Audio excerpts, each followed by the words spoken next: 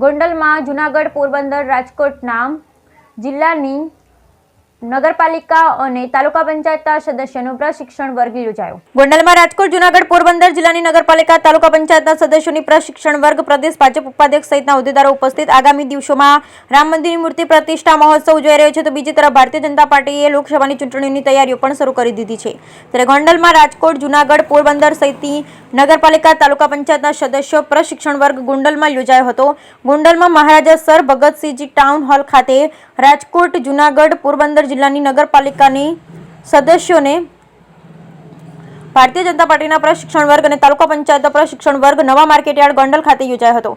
ગોંડલમાં યોજાયેલ ભારતીય જનતા પાર્ટી આ પ્રશિક્ષણ વર્ગમાં પ્રદેશ ભાજપ ઉપાધ્યક્ષ ડોક્ટર ભરતભાઈ બોગરા, જિલ્લા ભાજપ પ્રભારી ધવલભાઈ દવે, પ્રમુખ અલ્પેશભાઈ ઢોલરિયા, મહામંત્રી નરેન્દ્રસિંહ જાડેજા, રાજુભાઈ ધારૈયા, મનોજભાઈ રાઠોડ સહિતના અનેક મહાનુભાવ, હોદ્દેદારો સહિતના લોકો ઉપસ્થિત રહ્યા હતા. પ્રદેશ ભાજપ ઉપાધ્યક્ષની ઉપસ્થિતિમાં યોજાયેલ ભારતીય જનતા પાર્ટીના આ પ્રશિક્ષણ વર્ગમાં પાર્ટીના ઇતિહાસથી લઈ વિચારધારા, કેન્દ્ર રાજ્ય સરકારની યોજનાઓ અને વિકાસ આદર્શ, જનપ્રતિનિધિ અને તેમના વ્યવહાર, સોશિયલ મીડિયા સહિતના મુદ્દે કાર્યકર્તાઓને સંબોધન કરવામાં આવ્યું હતું. ગુજરાતમાં ભારતીય જનતા પાર્ટી દ્વારા દરેક જિલ્લામાં સ્થાનિક સ્વરાજની સંસ્થાઓમાં ચૂંટાયેલ પ્રજાના પ્રતિનિધિઓ માટે પ્રશિક્ષણ વર્ગનું આયોજન કરવામાં આવ્યું છે. ત્યારે ગુજરાત પ્રદેશ ભાજપ ઉપાધ્યક્ષ ડોક્ટર ભરતભાઈ બોગરાને પત્રકારોએ કરેલા સવાલોના જવાબ આપતા જણાવ્યું હતું કે આગામી દિવસોમાં યોજાઈ રહેલ રામ મંદિરના ઉત્સવની સાથે કરોડો હિન્દુઓના આસ્થાનો ઉત્સવ હોવાની સાથે આખા દેશનો ઉત્સવ હોવાનું જણાવ્યું હતું. આ સાથે તેમણે વર્ષ 2024માં આવી રહેલ લોકસભાની ચૂંટણીને લઈને જણાવ્યું હતું કે ભારતીય જનતા પાર્ટી સંગઠનની પાર્ટી છે, જેને લઈ ભાજપના કાર્યકર્તા લોકસભાની ચૂંટણી માટે તૈયાર જ છે. Bureau report Afzal Pariyad, Gondal. આજે ભારતીય જનતા પાર્ટી ગુજરાત પ્રદેશની યોજના પ્રમાણે ચૂંટાયેલા નગરપાલિકાના સદસ્યો અને ચૂંટાયેલા તાલુકા પંચાયતના સદસ્યોનો અભ્યાસ વર્ગનું આયોજન કરવામાં આવ્યું છે. ગોંડલ મુકામે ટાઉન હોલ ખાતે રાજકોટ જિલ્લો, પોરબંદર જિલ્લો અને જૂનાગઢ જિલ્લાના ચૂંટાયેલા નગરપાલિકાના સદસ્યોનો અભ્યાસ વર્ગ હતો. અને માર્કેટિંગ યાર્ડ ખાતે રાજકોટ જિલ્લો અને પોરબંદર જિલ્લાના ચૂંટાયેલા તાલુકા પંચાયતના સદસ્યશ્રીઓનો આજે અભ્યાસ વર્ગ છે.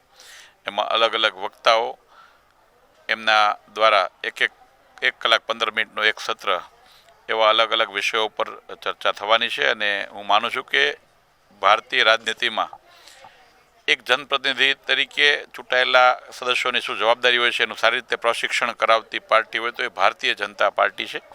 તો એ પાર્ટીના સંસ્કાર અને સિદ્ધાંતથી લોકોની વચ્ચે કેમ વધારેમાં વધારે કેન્દ્ર સરકાર અને રાજ્ય સરકારની યોજનાઓ મૂકી શકાય, ચૂંટાયેલા જનપ્રતિનિધિત્વ વ્યવહાર.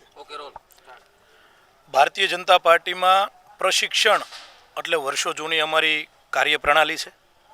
કાર્યકર્તાના નવી નવી ઉર્જા મળે, નવી ચેતના મળે.